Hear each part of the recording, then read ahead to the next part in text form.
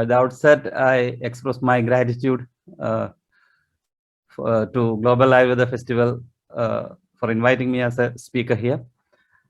And very happy to listen to Professor Tanuja Nesri Madam's speech here, what All India Institute of Ayurveda has done. It is marvelous, unparalleled.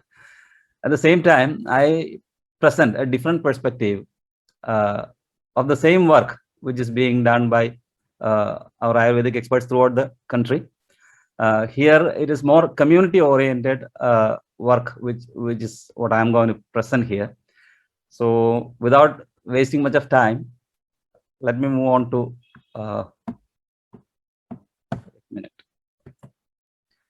This is the current situation of COVID pandemic in the world now.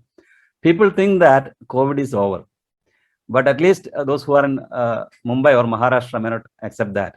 Kerala was suffering from that for long, but cases have been steadily decreasing and is almost reaching 96% plus cure rate. But Maharashtra yesterday and all, we were witnessing unexpected increase in cases, 14,900 cases a day. So when Italy was facing COVID-19, we were witnessing 3,000 deaths per day in the world, but it is now nearly 10,000 deaths per day, though it is not 15,000. Once upon a time, a year, 6 months ago, it was nearly 15,000 deaths per day. Now it is nearly 10,000 deaths per day. But people are not aware of that, I think.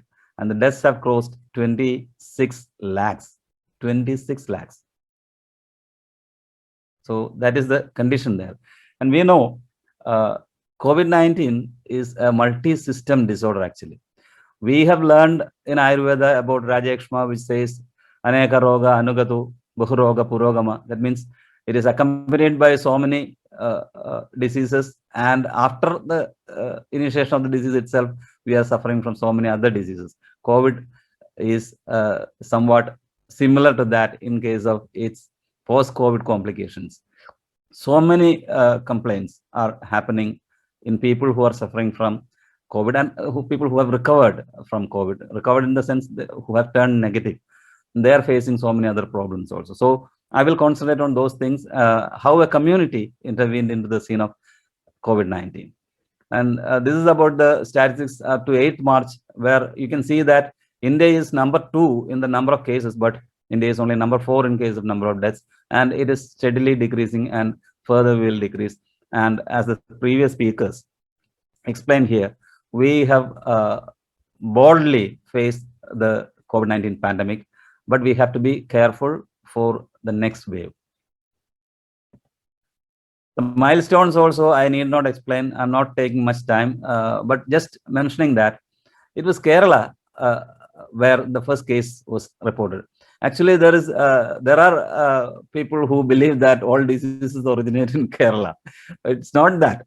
It's not that diseases are originating in Kerala. It is that Kerala is diagnosing such cases first time itself. So many people returned from China in big jet planes, but it was discovered first in Kerala. And Kerala reached a stage where there were no new cases. And then the second wave came when people from the Gulf and other places started returning. That was the reality. And, by 24th March, nationwide lockdown was declared. And Kerala declared a day earlier, actually. And after that, Corona death crossed 1 lakh. And then the Corona cases crossed 1 crore in India. And on 31st December, it was over 1 crore, 2,86,023 cases at that time. And death nearly 1.5 lakh. And as of now, we have 1 crore, 13,000 plus cases and 1,58,000 deaths. And this slide I just put to show that how cases are increasing. Yesterday, it was 15,817 cases in Maharashtra, and Kerala has 1,780, which is in the second place. So we have to be worried about a further wave. That is the indication here. And how Kerala fought COVID is what is I'm going to focus, and how Ayurveda got an opportunity at various levels of intervention. This is the situation now. You can see that the recovery rate is 96.6 by yesterday, and the remarkable low death rate is just 0.4%. Kerala has diagnosed more cases than Karnataka, Tamil Nadu, and all other states except Maharashtra. But it has a death rate of only 4.4%. And we will come to the statistics at the end also.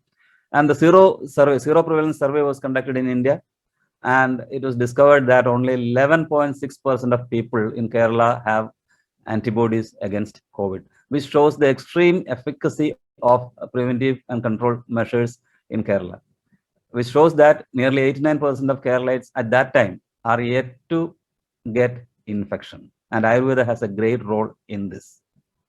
Next. Kerala had faced so many challenges also, because the population density is double that of the national level standards. If you see, it is less than 500, whereas Kerala has a population density of over 900 or nearly 1,000 now. And Kerala has maximum number of 65 plus year age group people. Geriatric population is maximum. Every house, every home is having at least 2 elderly in their homes. I myself am having a person aged 80 plus, and another, my father-in-law is 80 plus, mother-in-law is 70 plus. And my wife got positive for COVID-19 6 months ago, but we followed strict Ayurvedic protocols, and none of us got infected in our home, though she was maintained at our home itself. She was not sent to any COVID care homes. At that time, domiciliary care was allowed in Kerala. So maximum percentage of comorbidities also is seen in Kerala in India, because there is maximum number of elderly population. And the zero prevalence, I told, national average is 21%, nearly double that of Kerala. So now let's see, dealing pandemics. Actually, Kerala is well versed in dealing pandemics. We had seen through the previous Nipah outbreak, and we were successful in controlling that. So we need to be having 3 things, as WHO says: critical preparedness, readiness, and the correct response. Though WHO said this recently, we can see that Ayurvedic acharyas, especially in Charaka, you can see that all these things are explained previously itself. This is the WHO protocol, which I'm not explaining here. When you read Charaka, you can read that Janapada Mandale, Panjala Kshetre, Dujadi Varathushade, Kambila Rajadhanyam, Bhagavan, Punarvasuratrayu, Antayavasi Ganaparivrataha, Pashchime Dharma Mase, Ganga Tire, Vana Vichara Manuvicharan, Shishyam, Agnivesham, Abravir.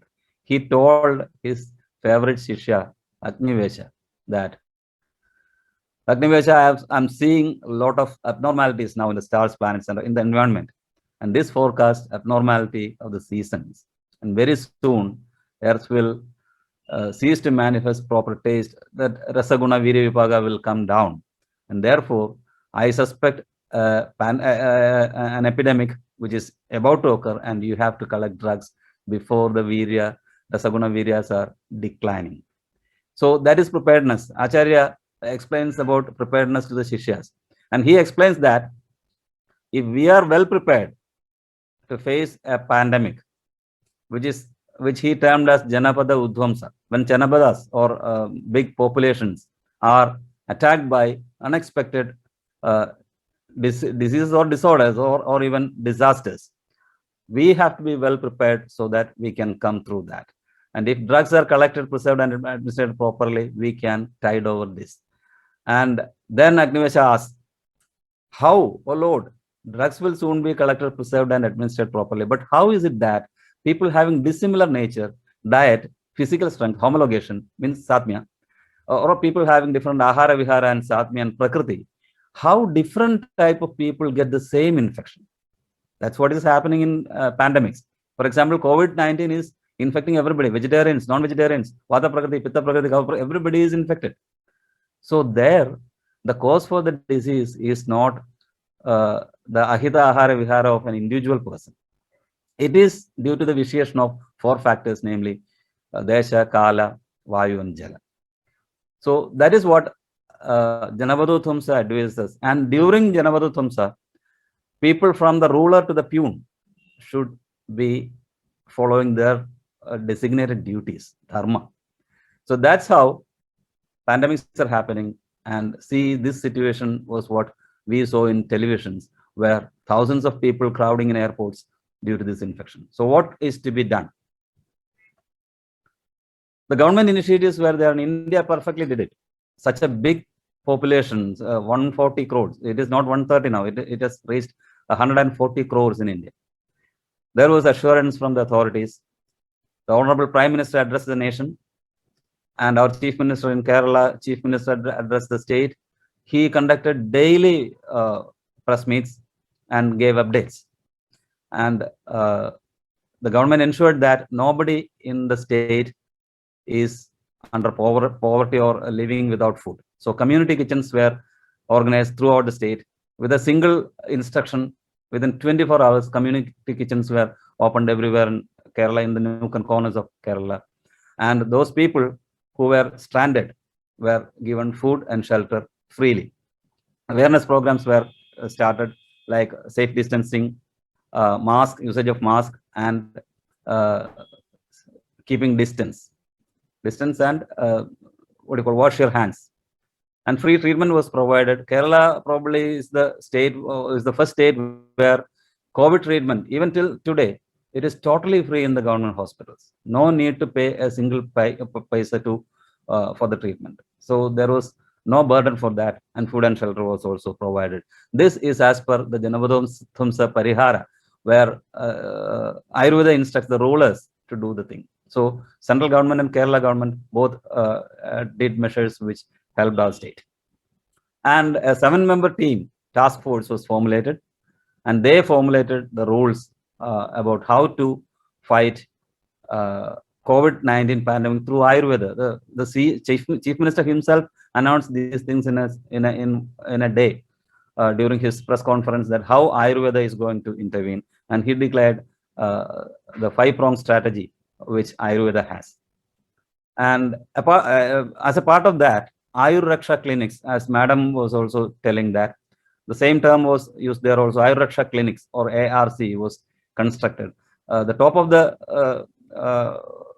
level, there is State Ayurveda COVID Response Cell, where I am a member, and from our part, Dr. Rajmohan is the coordinator there. He has done a commendable job. And under that, there is a regional Ayurveda COVID Response Cell. 3 regions, Kerala was divided into 3 regions, and 3 Ayurveda COVID Response Cells were formed. And under them, each district, 14 districts were having district Ayurveda COVID-19 response cells. And this network worked perfectly. And the groups to help the state Ayurveda COVID response cells were the clinical resources group, which included prominent clinicians in Kerala, because it was lockdown. No, we cannot get all medicines to Kerala from various parts of the country. So whatever was available in Kerala, we were managing with that.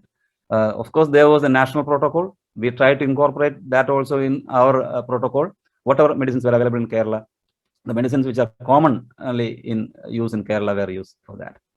And the research resource group was formed, the drug resource group was formed, and a multimedia resource group was also formed for disseminating information regarding Ayurvedic management of Ayurvedic intervention in COVID-19. And this slide I'm skipping, no need to explain. This is the core part of the programs conducted by Kerala Ayurveda, the Ayurveda clinics. Basic implementing unit was that, and the protocols were made and they were endorsed by the Ayurveda clinics. And the preliminary data collection and reporting was done by the regional centers, and detailed case performers were formed, indicating recipients of various services. Consent forms, including informed consent, was obtained. Video and audio footages were collected, photo documents were taken, and above all, we got unprecedented support from the local self-government, the panchayats, the corporations and municipalities, the representatives of these ward members, council members, they helped us wholeheartedly, and that was a great help in establishing the Ayurveda clinics. And the local task force were made by Ayurveda students, Ayurveda doctors, and youngsters. And there was a toll-free number, Disha, to which people could call in case of emergency. And this is it. The Ayurveda clinics, though it is a single term, it included the flagship programs of Kerala Ayurveda, namely Swasthyam, Sukhayushim, Amritam, Niramaya, Punarjani, and Bheshajam. These 6 projects work wonderfully, and we can see at the end of the presentation how it helped Kerala. Swasthyam and Sukhayushim are for people who are having no COVID, Swasthyam for healthy people under 60 years of age, and Sukhayushim for people under the age of 60, for above the age of 60 years. So that helped us in maintaining the reverse quarantine also. How to protect the elderly. That was a challenge in Kerala. After Italy, Kerala is having the highest percentage of elderly population. And the next program was called Amritam, because we were distributing medicine throughout the community, as Madam was also telling in Delhi.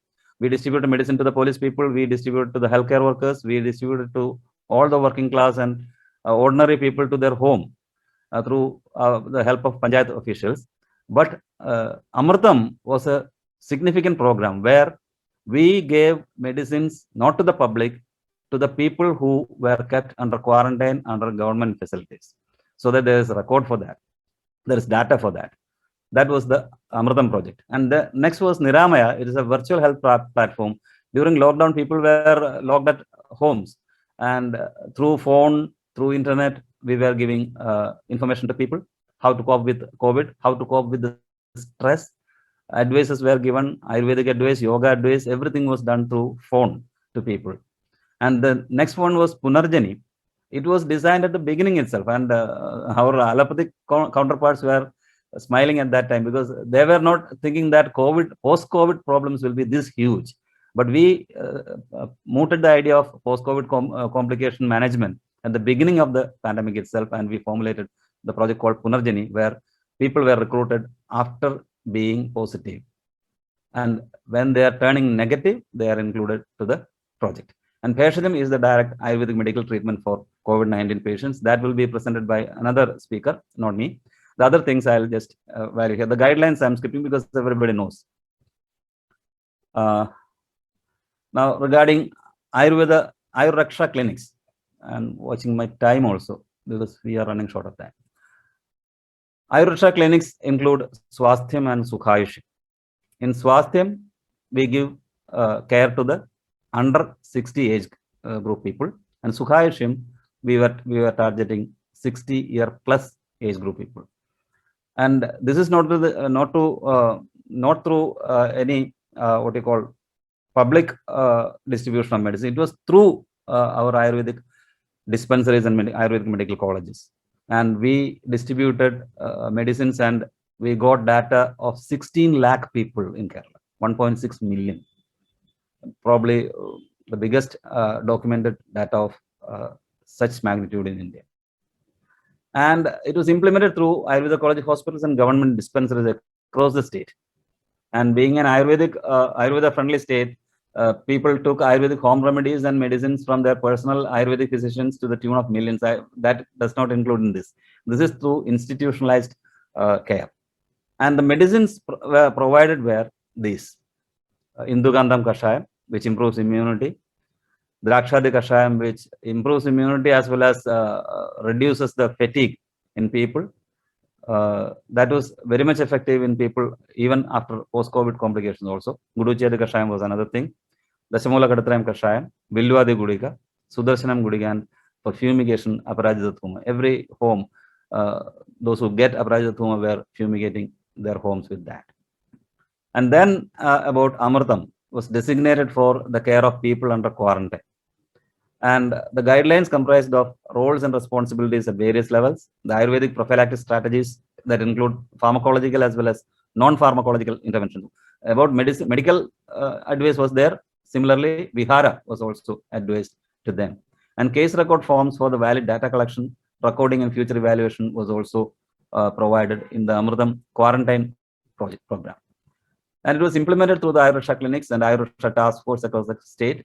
And we got great support from the LSG bodies, and 1,206 centers covering all Grama Panchayats in Kerala was there, which helped implementing Amritam project. And the medications were these.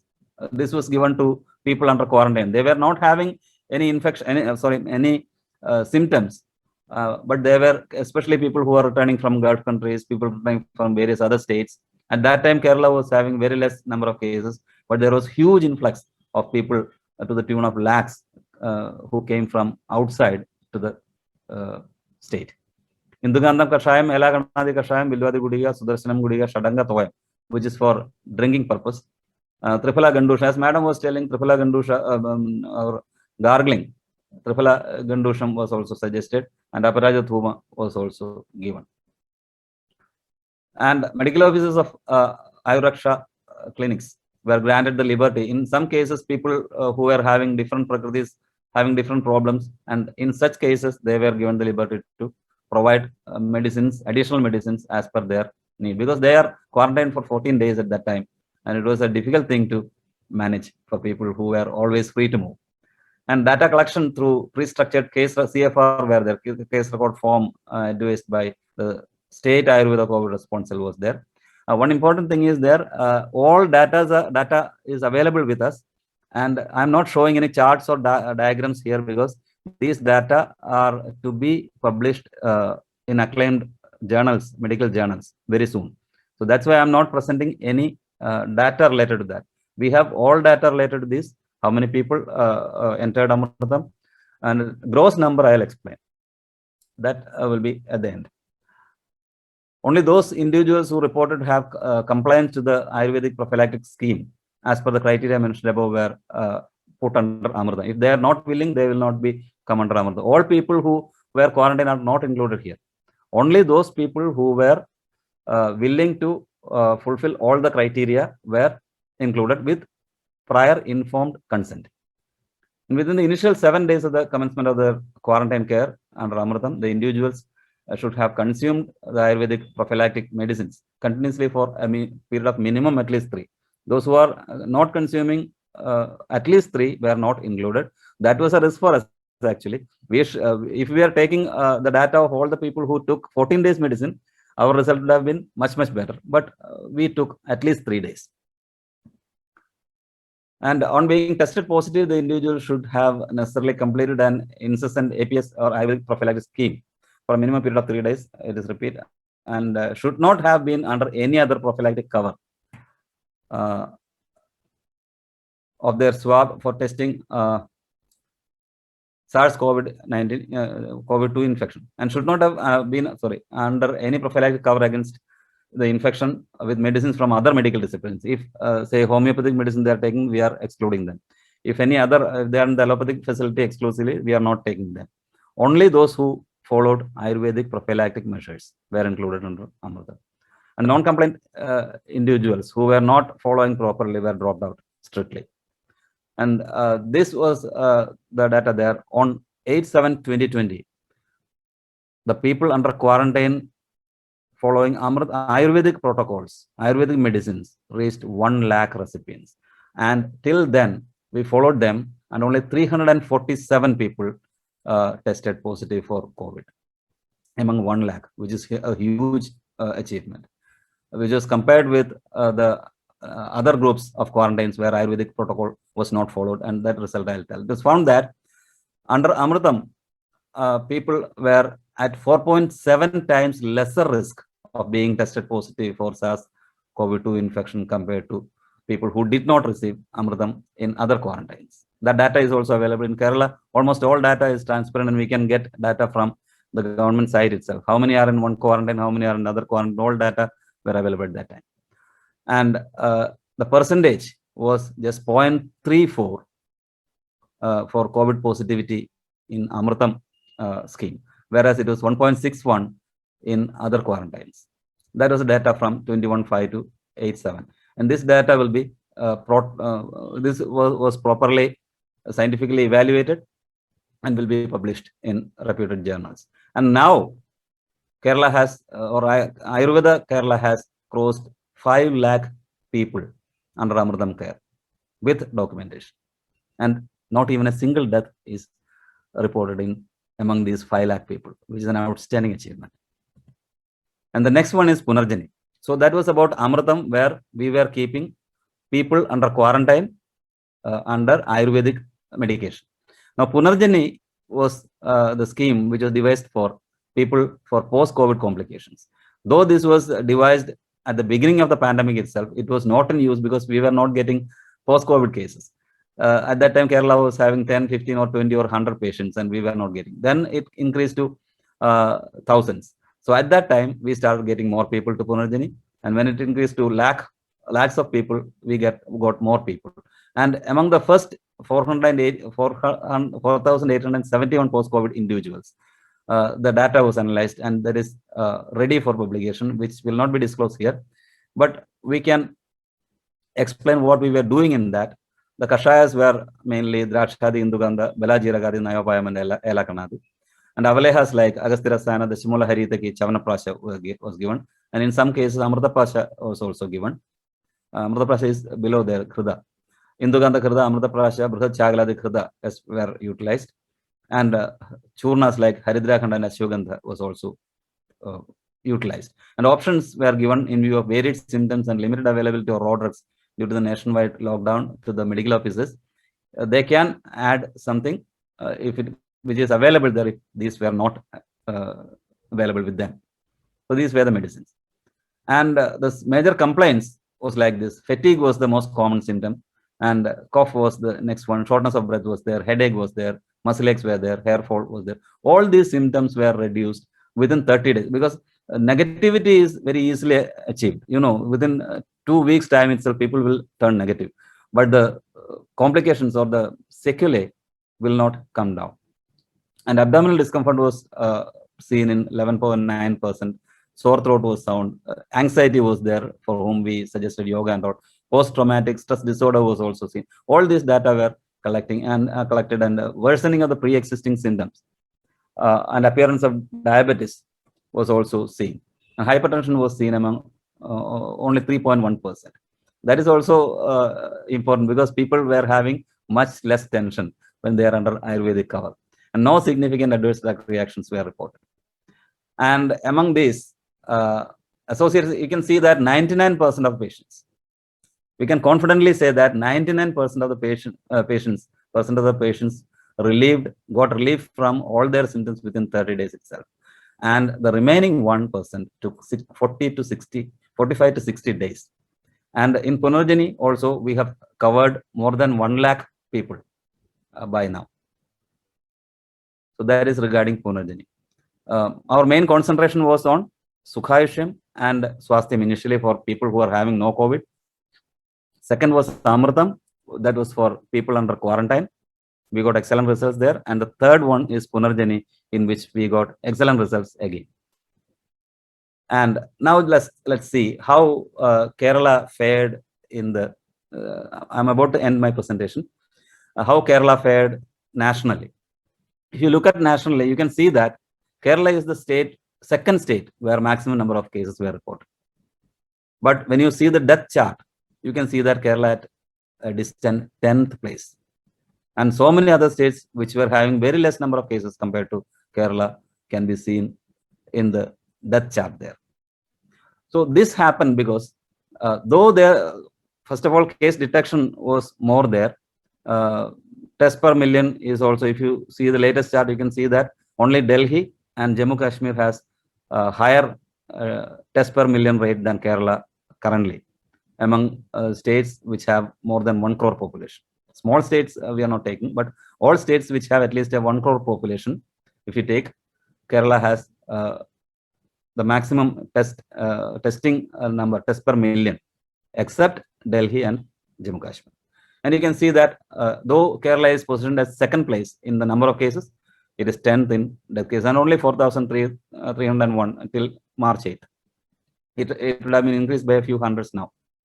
So this shows that Ayurveda's role was also significant in combating COVID-19 because allopathy is prevalent everywhere, whereas Ayurveda is a homely name in Kerala. And this is the test per million. You can see that Kerala is third there. Only Delhi and Jammu Kashmir has done more tests. Tests per million, not number of tests. Kerala has done 3,38,587 tests, whereas India average is 1,59,000. So detection is more. The only thing is that it is going slow and steady. Now, this is a wonderful observation officially published by the Kerala government. Throughout the world, the number of deaths increased in 2020, whereas in Kerala, the total death decreased even through the COVID pandemic. In 2019, 2,63,901 people died, whereas in 2020 it was only 2.34 lakhs. 29,365 people, nearly 30,000 death was less in Kerala, and we are confidently telling that we have also played a role in that, because everybody, not everybody, most of the people are coming under Ayurvedic care also. So we go hand in hand. There is no rivalry between any other systems of medicine. We played our part as a community care facility, which is Ayurveda here. So we are so happy to explain to all of you that the interventions, Ayurvedic interventions in Kerala is excellent, and it is remarkable. And all knowledge, I conclude my presentation here, all knowledge from any source is welcome to us. No Bhadra Kratavo Yendu Vishwadaha. That knowledge comes from all sides towards us. Let us improve, keep improving. Together we can. Loka Samasta Sukhino Bhavantu. And always remember that it is better to put a strong fence around the top of the cliff rather than keeping an ambulance down in the valley. That person could have been saved if there was a fence around that cliff. Instead of building a fence there, no need of putting an ambulance down in the valley. That means prevention is better than cure. And thank you all. Loka Samasta Sukhino Bhavantu.